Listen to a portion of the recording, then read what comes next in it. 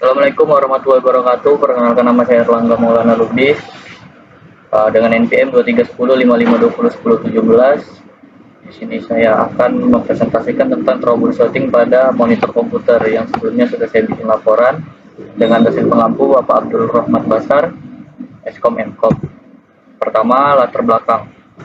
Peran monitor komputer. Monitor merupakan perangkat output utama yang menampilkan hasil proses komputer secara visual.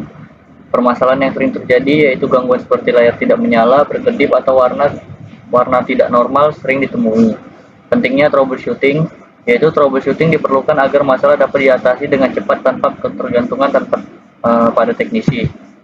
Selanjutnya ada tujuan praktikum. Yang pertama, memahami penyebab kerusakan monitor, yaitu mahasiswa dapat mengetahui faktor penyebab gangguan pada monitor komputer.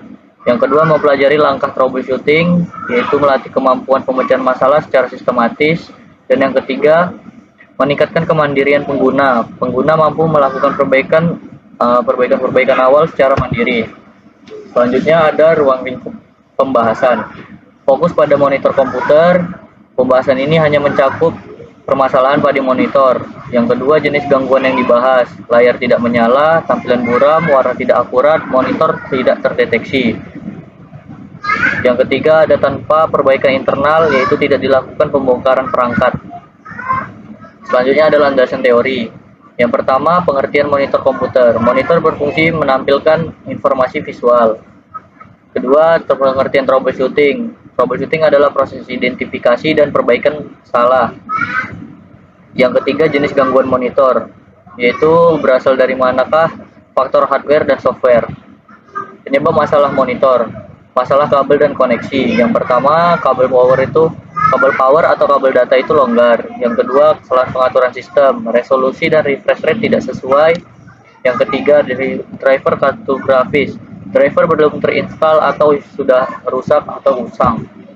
Selanjutnya ada metode penelitian.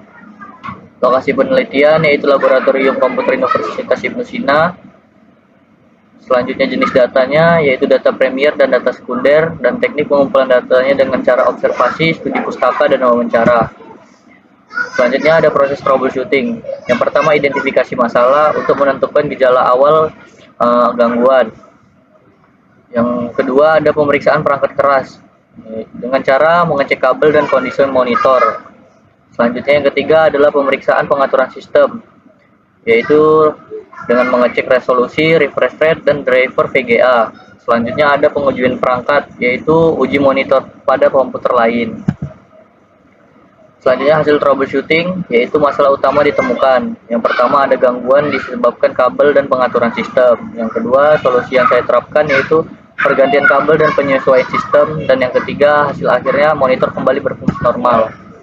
Selanjutnya kesimpulan, sumber masalah beragam, berasal dari hardware dan software.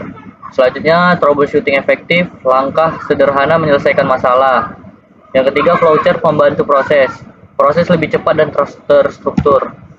Selanjutnya ada saran bagi pengguna memahami troubleshooting dasar monitor, bagi laboratorium melakukan periksaan rutin perangkat.